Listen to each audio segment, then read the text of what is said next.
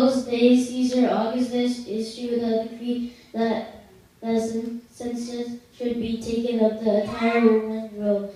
This was the first census that took place while Quirinius was governor of Syria, and everyone went to their own town to register.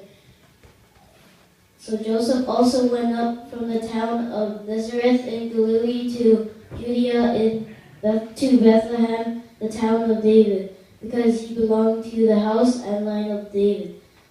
He went there to register with Mary, who was pledged to be married to him and was expecting a child. While they were there, the time came for the baby to be born.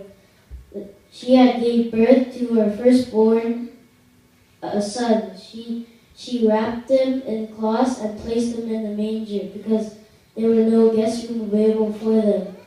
And there were shepherds living out in the fields nearby, keeping watch over their flocks at night. And the angel of the Lord appeared to them. The glory of the Lord shone around them, and they were terrified.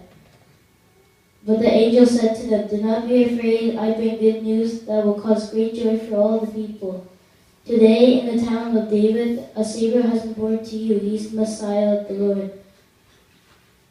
This will be a sign to you. You find a baby wrapped in cloths and lying in a manger."